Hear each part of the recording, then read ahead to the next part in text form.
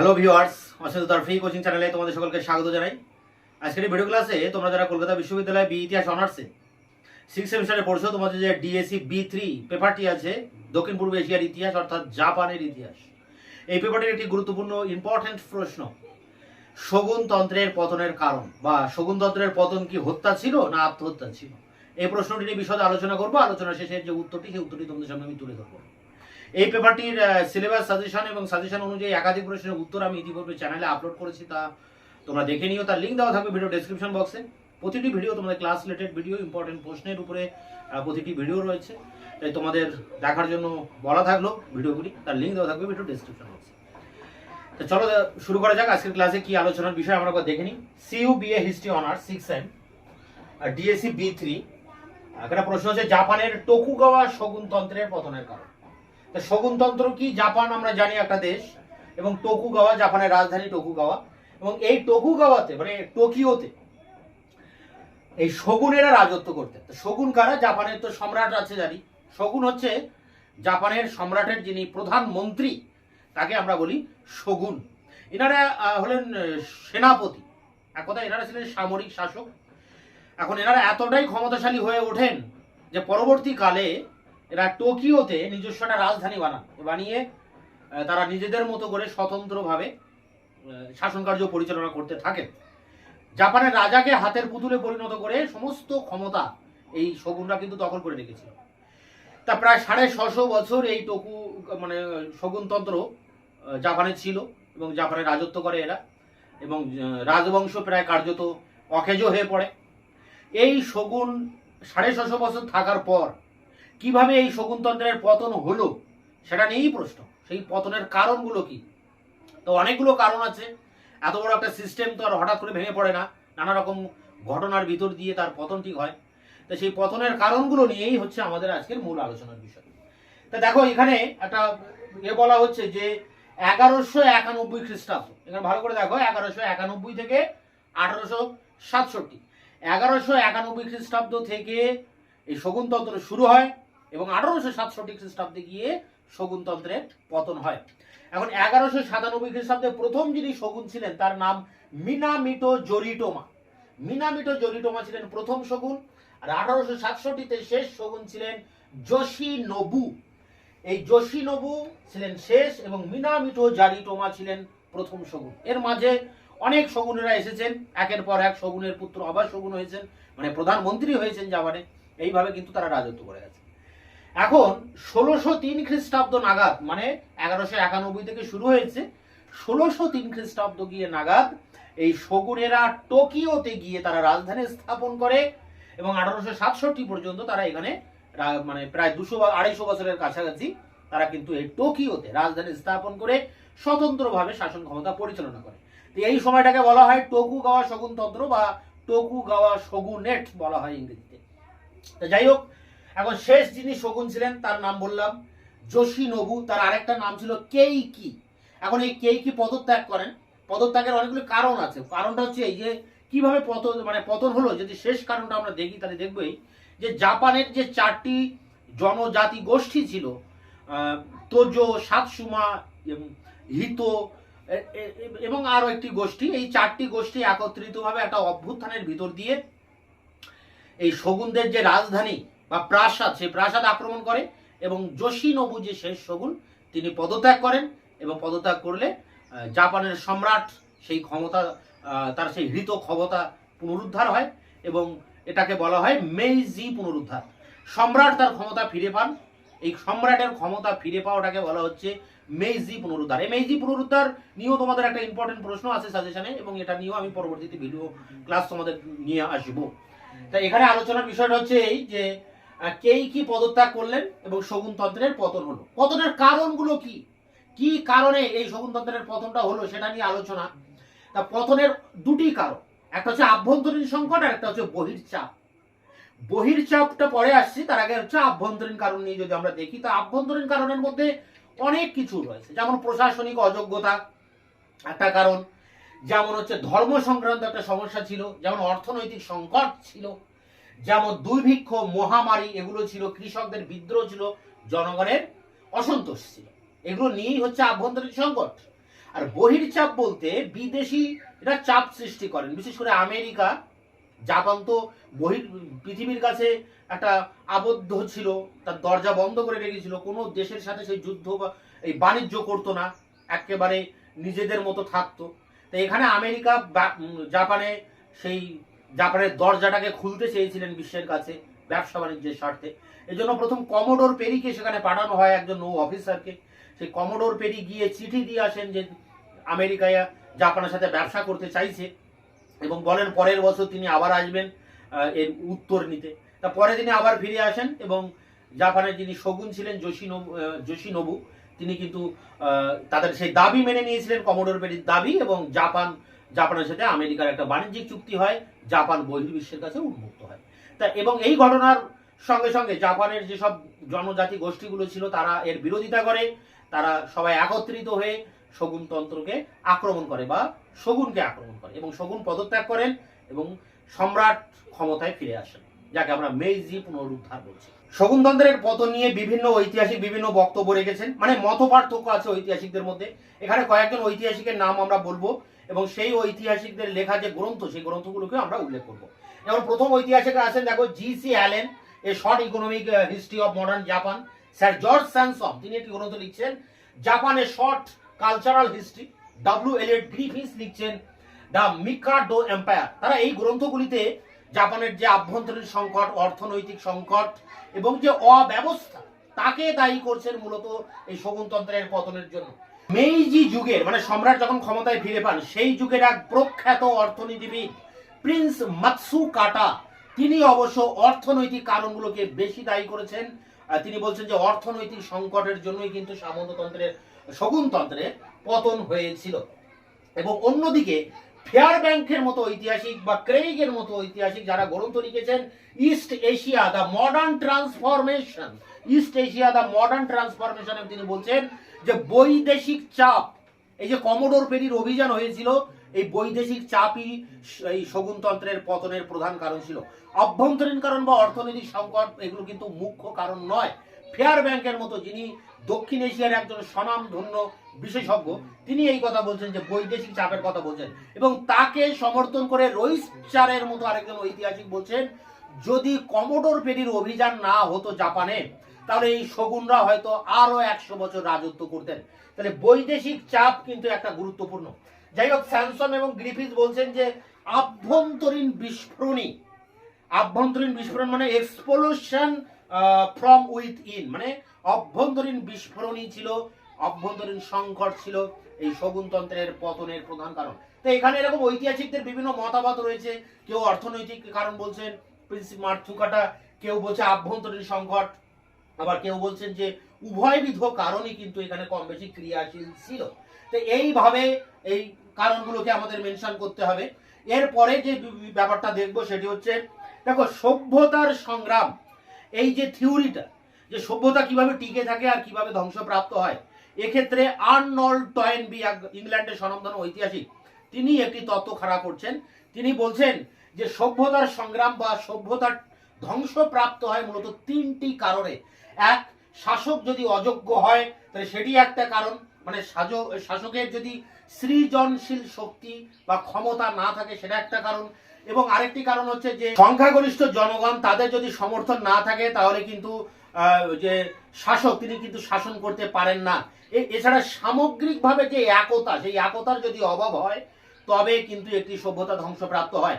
এবং এক্ষেত্রে যে শগুনতন্ত্রের পতন হয়েছিল, যেভাবে তাকে তিনি মার্ডার মানে হত্যার সাথে তুলনা না করে আত্মহত্যার কথা বলেছেন। আর্নল্ড টয়েনবি বলছেন যেভাবে শগুনতন্ত্রের পতন হয়েছিল সেটা একটা আত্মহত্যা, কারণ সভ্যতার ধ্বংস হতে গেলে যে 3টি কারণের কথা তিনি উল্লেখ করছেন, শাসকের সৃজনশীল শক্তির অভাব, একতার অভাব এবং সংখ্যাগরিষ্ঠ জনগণের সমর্থনের অভাব, 3টি বিষয়ই কিন্তু শগুনতন্ত্রের ক্ষেত্রে প্রযোজ্য। কারণ শগুন শাসকেরা কোনো সৃজনশীল শক্তির পরিচয় দিতে পারেননি, প্রশাসনিক ব্যাপারে তারা অযোগ্য হয়ে পড়েছিলেন। এছাড়া যে অধিকাংশ জনগণ, মানে সাধারণ মানুষ, কৃষক, বণিক, সামুরাই বা ডাইমিও, এরা প্রত্যেকের কিন্তু যে সমর্থন, সেই সমর্থন থেকে বঞ্চিত হয়েছিল এই শগুন শাসকেরা। এবং সামগ্রিকভাবে দেশে একটা বিশৃঙ্খল পরিস্থিতি তৈরি হয়েছিল। তাই এটা মানে এই শকুনতন্ত্র অনেকটা যেন আত্মহত্যা করেছিল। তাই এখানে আর্নল্ড টয়েনবি একটা কথা বলছেন যে civilisation through suicide not be murder, মানে এটা হত্যা অপেক্ষা আত্মহত্যাই ছিল বেশি কিন্তু গুরুত্বপূর্ণ। তো যাই হোক, এই বিষয়টা মানে আর্নল্ড টয়েনবির এই বক্তব্য কিন্তু এখানে উল্লেখ করতে হবে। এরপরে যে বিষয়টা দেখবো সেটি হচ্ছে ধর্মীয় কারণ। শকুনতন্ত্রের পতনে ধর্মীয় কারণ একটা বড় ম্যাটার ছিল, কারণ শকুনরা ছিলেন বৌদ্ধ ধর্মের অনুরাগী এবং তারা রাষ্ট্র ধর্ম হিসেবে বৌদ্ধ ধর্মকে স্বীকৃতি দিয়েছিল। অথচ জাপানে এই বৌদ্ধ ধর্ম ছিল বিদেশি ধর্ম, মানে চীন থেকে আগত। জাপানের নিজস্ব ধর্ম ছিল শিন্টো ধর্ম এবং শিন্টো ধর্ম অনুযায়ী প্রকৃত শাসক ছিলেন দেশের সম্রাট।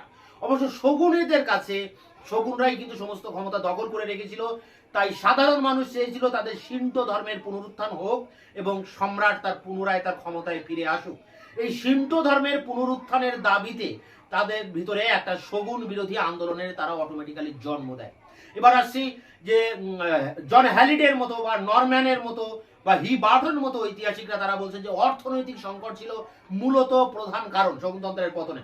কারণ এবং এক্ষেত্রে তারা কৃষক বিদ্রোহের কথা বলেছেন যে কৃষক বিদ্রোহ শকুনতন্ত্রের পতনে একটা প্রধান ভূমিকা নিয়েছিল।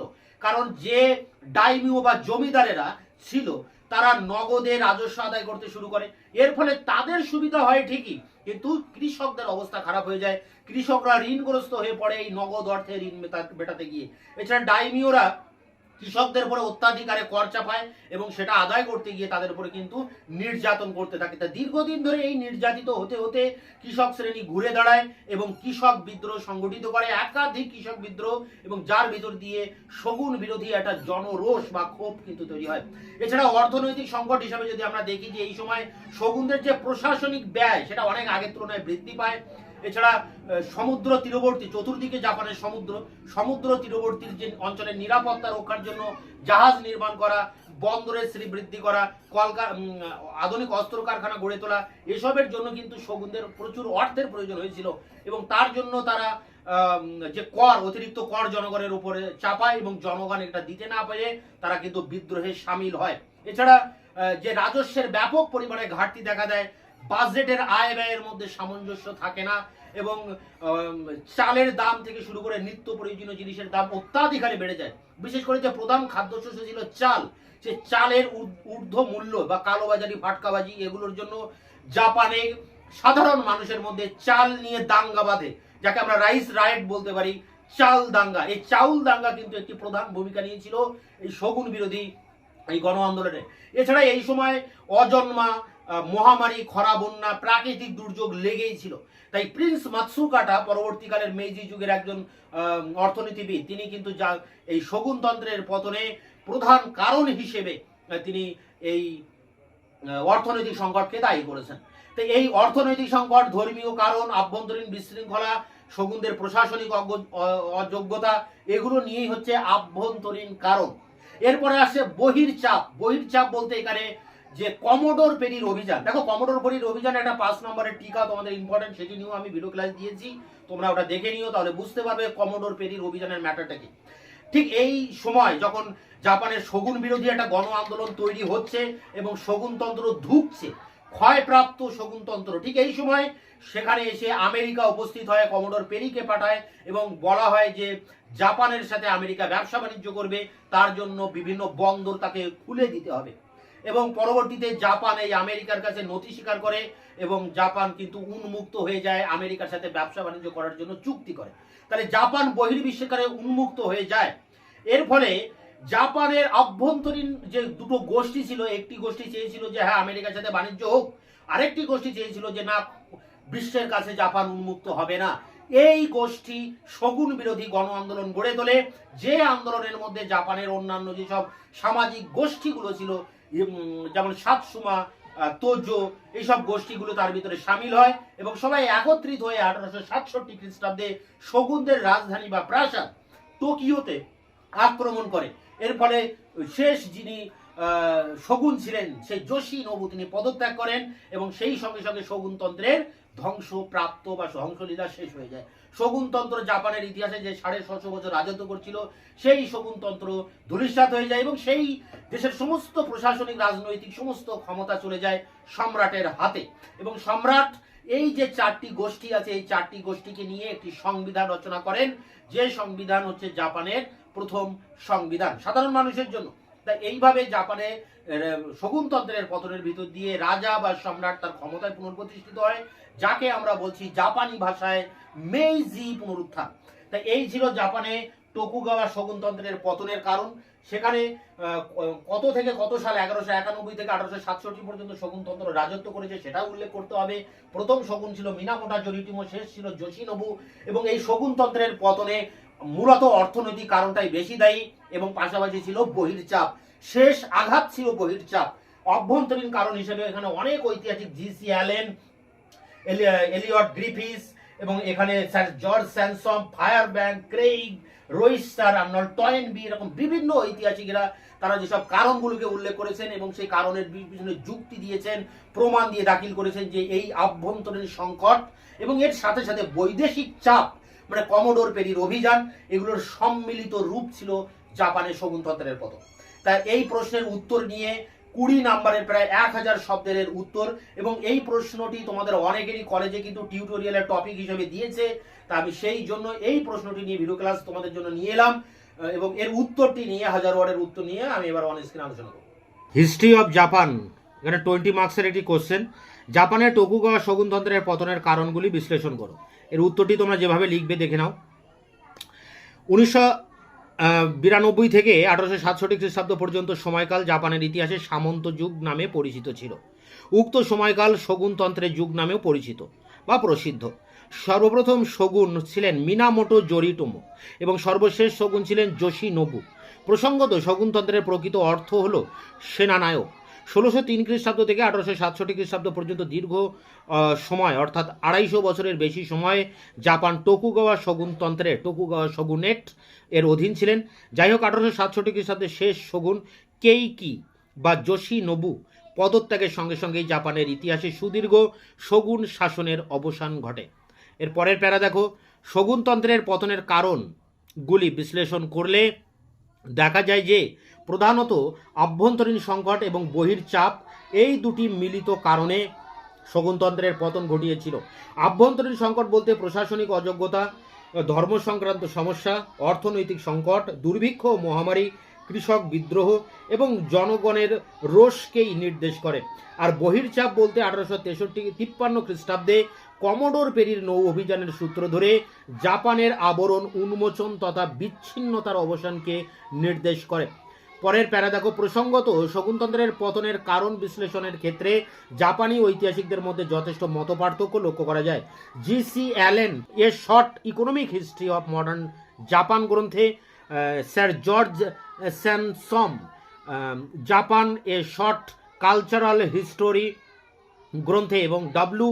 এলিয়ট গ্রিফিস তার দ্য মিকাডোস এম্পায়ার গ্রন্থে শগুনতন্ত্রের পতনের কারণ হিসেবে অভ্যন্তরীণ দুর্নীতি, অব্যবস্থা ও আর্থিক সংকটের প্রতি সকলেরই দৃষ্টি আকর্ষণ করেছেন। কিন্তু মেইজি জাপানের প্রখ্যাত অর্থনীতিবিদ প্রিন্স মাতসুকাটা অর্থনৈতিক সংকটকে শগুনতন্ত্রের পতনের জন্য সবচেয়ে বেশি দায়ী করেছেন। অন্যদিকে Fairbank, Craig East Asia the modern transformation গ্রন্থে বৈদেশিক চাপকেই শগুনতন্ত্রের পতনের কারণ বলে মত প্রকাশ করেছেন।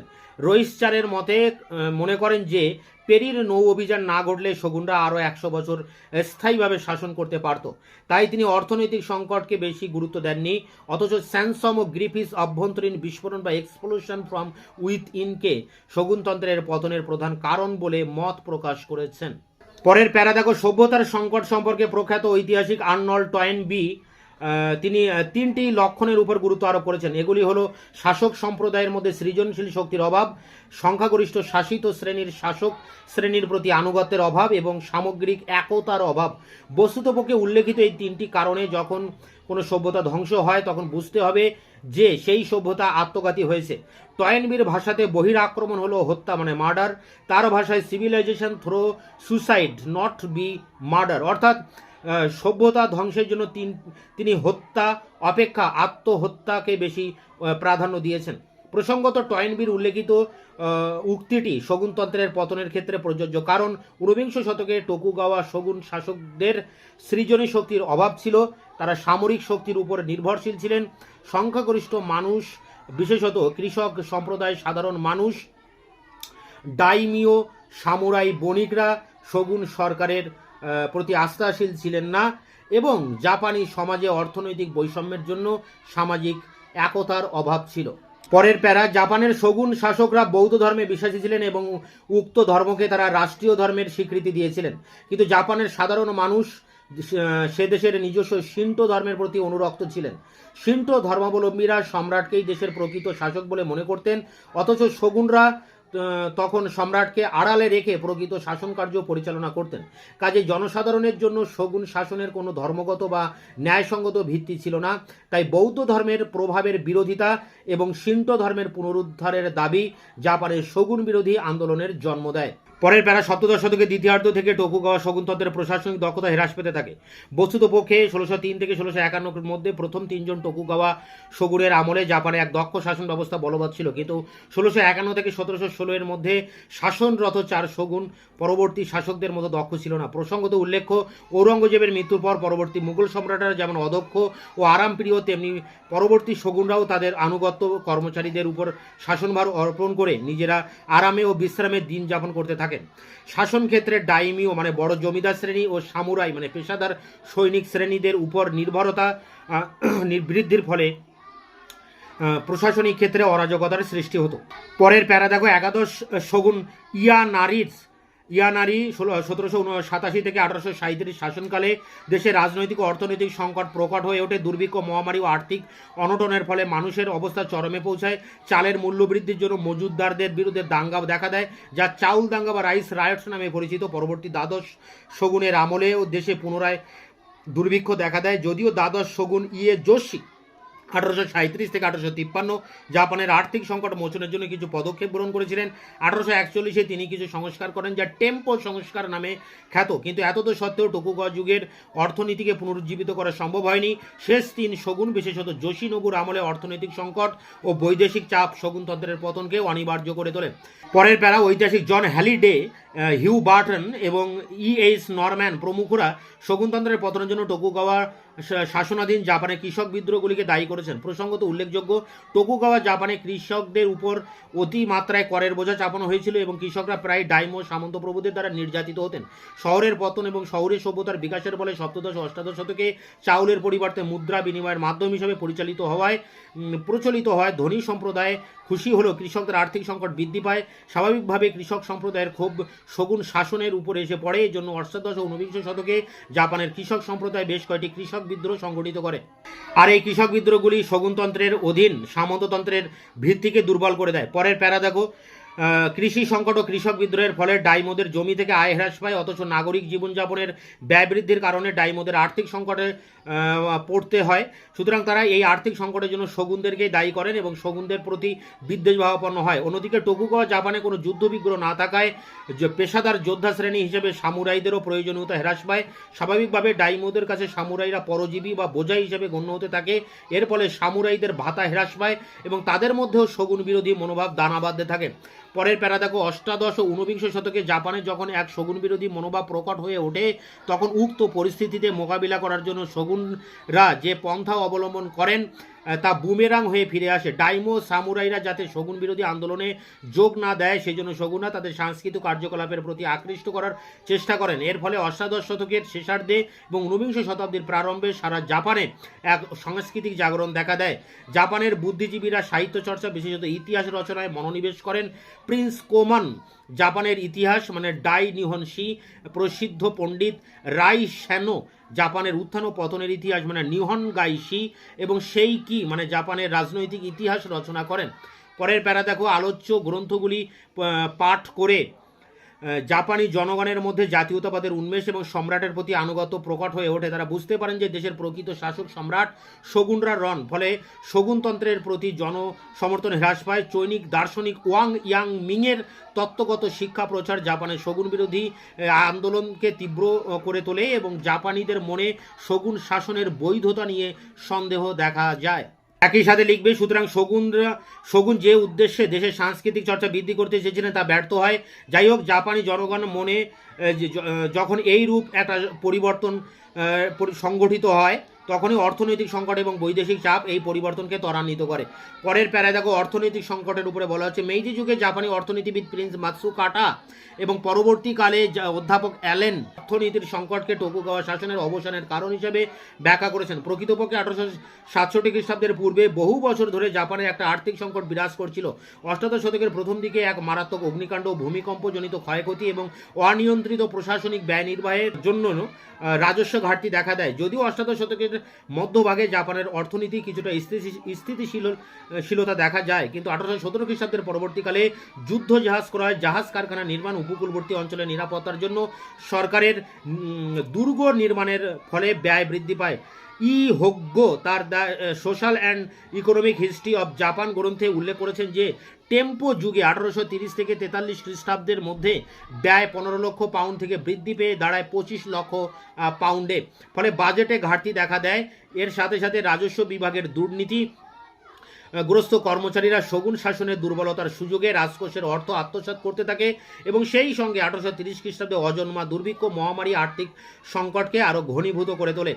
পরের প্যারায় দেখো কি বলা হচ্ছে, প্রকৃতপক্ষে 1802 থেকে টেম্পো যুগ পর্যন্ত বহুবার জাপানি মূল্য হ্রাস পায়, ফলে পণ্যের মূল্য বৃদ্ধি পায় এবং মুদ্রাস্ফীতি দেখা দেয়। টেম্পো যুগে সংস্কারের সময় বেশ কিছু পদক্ষেপ গ্রহণ করা সত্ত্বেও মূল্যবৃদ্ধি ও মুদ্রাস্ফীতি রোধ করা সম্ভব হয়নি। তদুপরি 1854 পর বহির্বাণিজ্য শুরু হয় এবং চাউল, চা, কাঁচা, রেশম রপ্তানি হওয়ায় দেশের মধ্যে সব দ্রব্যের দাম বৃদ্ধি পায়। আবার বিদেশ থেকে সমদরে কার্পাস বস্ত্র, কার্পাস সুতো ইত্যাদি আমদানি হওয়ায় জাপানে উৎপাদিত এই সব দ্রব্যের দাম হ্রাস পায়। ফলে যেসব জাপানি পরিবার এইসব দ্রব্য বিক্রয় করে জীবিকা নির্বাহ করতেন তারা বিপন্ন হয়ে পড়েন। পরের প্যারা দেখো, ডাইমো ও সামুরাই সম্প্রদায়েও অর্থনৈতিক সংকট বৃদ্ধি পায়। হোগ্গো তার গ্রন্থে উল্লেখ করেছেন যে সাতসুমা ও ডাইমোদের ঋণের পরিমাণ অভাবনীয় বৃদ্ধি পায়। 1803 থেকে 3 খ্রিস্টাব্দে 1.3 মিলিয়ন থেকে 1840 খ্রিস্টাব্দে 60 মিলিয়নে দাঁড়ায়। সামুরাইরা বণিকদের কাছ থেকে ঋণ নিতে থাকেন, ফলে বণিক শ্রেণীও তাদের সঙ্গে সামাজিক সম্পর্ক স্থাপনে উদ্যোগী হন। এই সামুরাই বণিক মৈত্রী এবং শগুনতন্ত্রের পতনকে সুগম করে। পরের প্যারা দেখো, সুতরাং ডাইমিও, সামুরাই, কৃষক, বণিক ও সাধারণ মানুষেরা নিজেদের অর্থনৈতিক দুর্দশার কারণে শগুন শাসনের প্রতি বিদ্বিষ্ট হয়ে ওঠে।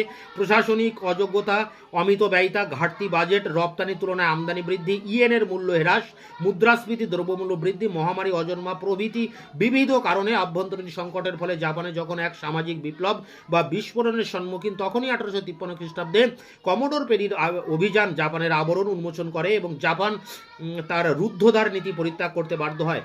কিন্তু শগুন সম্রাট ও ডাইমিওদের মতের বিরুদ্ধে বহির্বিশ্বের সঙ্গে সম্পর্ক স্থাপন করার ফলে দেশের মধ্যে যে বিদেশি বিতাড়ন আন্দোলন শুরু হয়েছিল, পরে ওই আন্দোলনই শগুন বিরোধী আন্দোলনে রূপান্তরিত হয়।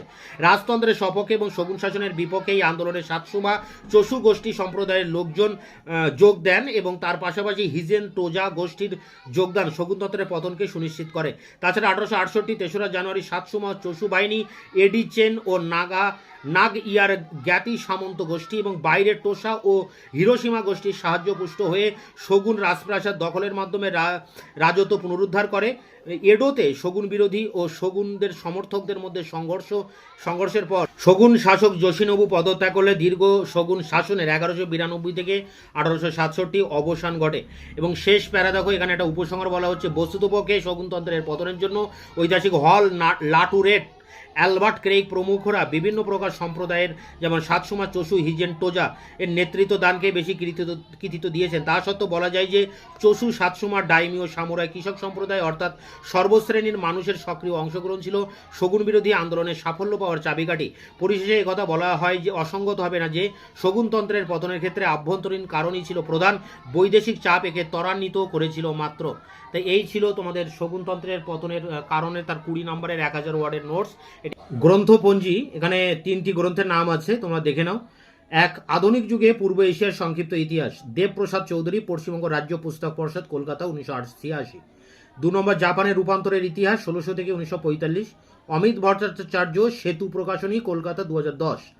পরে 3 নম্বর আছে জাপানের ইতিহাস, হরপ্রসাদ চট্টোপাধ্যায়, এটা Mukherjee and company private limited থেকে প্রকাশিত। তো এই 3টি গ্রন্থ থেকে তোমরা গ্রন্থপঞ্জি করবে, আর এর আগে যে 1000 ওয়ার্ডের নোটটি আছে সেটি তোমরা লিখে টিউটোরিয়ালে জমা দেবে। এছাড়া পরীক্ষার জন্য কিন্তু ইম্পর্টেন্ট আছে 20 নম্বরে, এটাও তোমরা পরীক্ষার জন্য প্রস্তুতি নিতে পারো। তোমাদের বাকি অন্যান্য প্রশ্নের উত্তর নিয়ে সামনে আগামীতে আবারও ভিডিও ক্লাসে দেখা হচ্ছে। ততক্ষণ তোমরা চ্যানেলকে সাবস্ক্রাইব করে বন্ধুদের কাছে শেয়ার করবে এবং ভিডিওটি ভালো লাগলে অবশ্যই লাইক করে জানাবে।